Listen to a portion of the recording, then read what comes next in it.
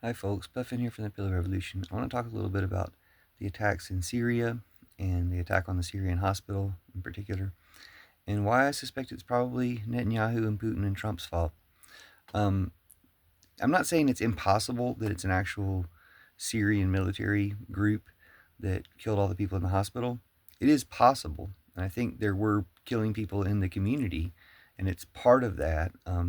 So it's possible that it was Syrian government troops or Syrian government backed uh, militia people in some way. But I got really suspicious when I heard how they attacked the hospital, that it was 6 gunmen who snuck into the hospital by appearing to be wounded, which made me think, if they were really, and they're dressed in uniforms, which made me think, if they're really soldiers in uniforms, they probably could have just shown up and gone in and say, we're with the army, we're coming in, we're doing our mission or whatever.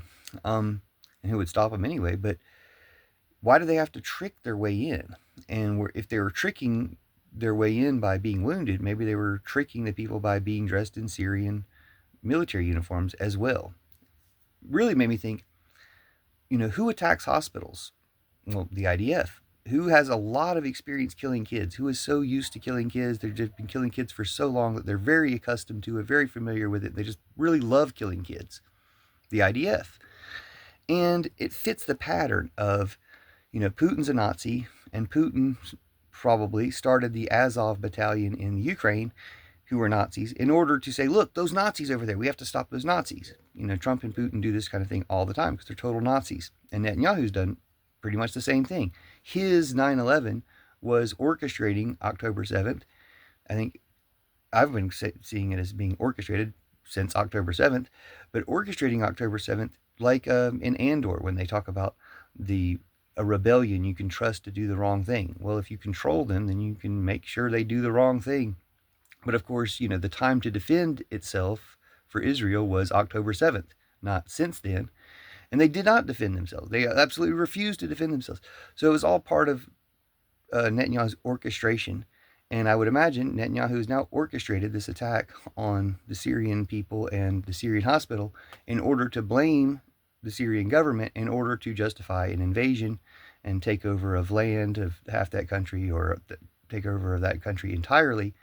We need to be looking at the opposite. We need to be looking at any of these countries that are doing what Germany did deserve to get split. So Russia deserves to get split in 2 or 3. USA deserves to get split in 2 or 3. And Israel deserves to get split into 2 or 3. Between these neighbors of the West Bank and Gaza and Syria and Lebanon or whoever, if they don't cut it out, or from what they've already done, they deserve that. Whether they deserve to ever reunite as a country like Germany did, well, Germany brought back the IDF, and we've gotten Nazism creeping into America through Putin's network, and of course Russia and Israel.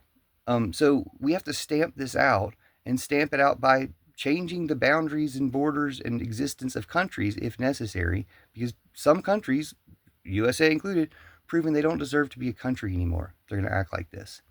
So I do think that it's a false flag, or an attack where they're controlling the opponent in order to justify invasions, in much the same way that, well, America did in Iraq, in much the same way that Trump has done in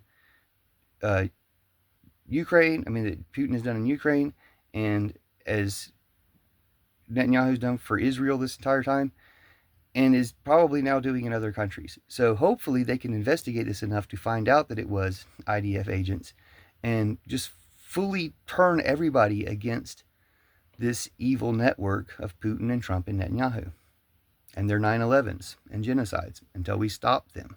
Thanks.